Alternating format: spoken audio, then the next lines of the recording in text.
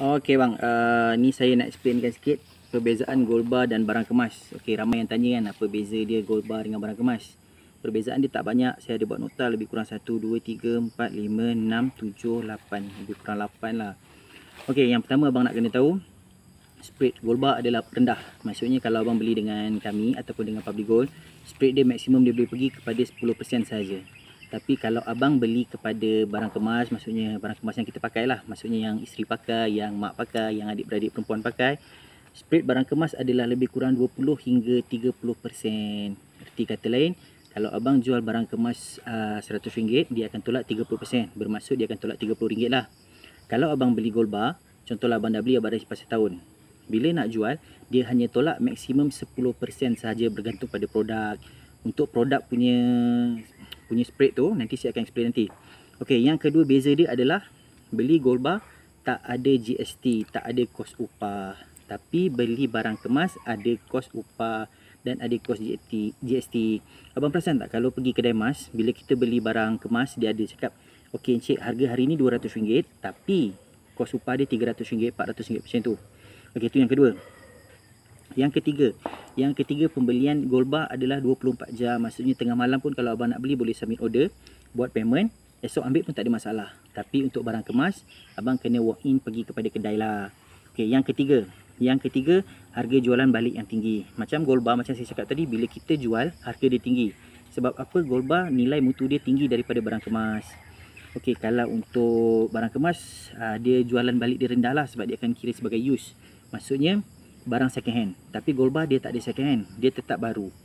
Okey, seterusnya yang 1, 2, 3, 4, 5. Yang kelima, dia jual dengan berat yang tepat. Okey, maksud jual berat yang tepat ni, kalau barang kemas dia ada 10 gram, ada 10 gram 50, 10.5 gram, 10.6 gram, macam itulah lebih kurang kan. Tapi kalau gold bar, dia punya berat dinyatakan dekat sijil tu. Contoh 1 gram, 5 gram, 10 gram, 20 gram, 50 gram. Kecuali Dina ada titik perpuluhan. Dina 1 Dina 4.25. Kalau setengah Dina 2.125. Dia ada 3 titik perpuluhan. Okey, kemudian yang lagi satu, harga tinggi walaupun calar dan patah, itu gold bar. Contoh macam gold bar abang beli, tiba-tiba patah, dia akan tetap kira nilai tinggi sebab dia adalah gold bar, emas pelaburan. Kalau barang kemas, dia akan dikira use. Bila patah, dia terpaksa jual lagi rendah lah. Maksudnya bila abang jual, mungkin kedai emas tu dia akan deduct sikit macam tu. Kemudian gold bar ni dia khas untuk perlaburan ataupun lebih dikenali simpanan yang menguntungkan.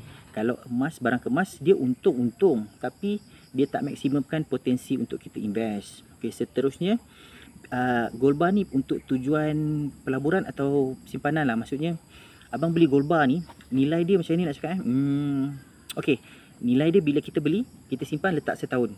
So memang tujuan dia untuk pelaburan. Barang kemas biasa kita beli jarang untuk pelaburan. Kecuali kita beli, kita simpan. Yes, boleh. Tapi nilai susut tinggi. Biasa kalau kita beli barang kemas, isteri mesti minta punya. Kata, bang, bagi saya pakai lah. Itu kelemahan dia lah. Okey, kemudian yang terakhir, bernyamuk. Yang terakhir ni. Okey bang, yang terakhir tadi saya nak bagi tahu sebab video tadi ada bunyi bising sikit. So saya buat last kali video ni dekat dalam kereta lah. Okey, yang terakhir abang perbezaan dia adalah zakat. Kalau zakat simpan, kebiasaan untuk gold bar adalah 85 gram.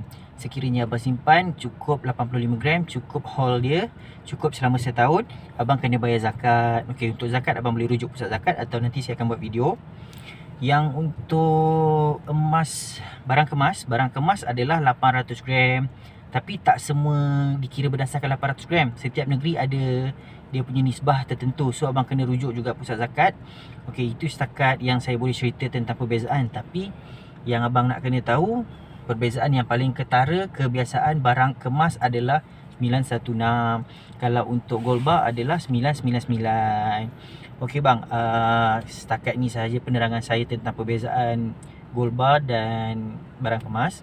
Kalau ada apa-apa soalan, abang boleh tanya saya. Sekiranya abang rasa nak mula membeli atau nak menyimpan gold bar, abang boleh hubungi saya. Nombor saya akan letak kat bawah. Kalau saya tak letak, abang boleh call 01934777726. Okey bang, sampai kita jumpa lagi. Jangan lupa simpan emas 1 gram 1 bulan. Okey, Assalamualaikum warahmatullahi taala wabarakatuh.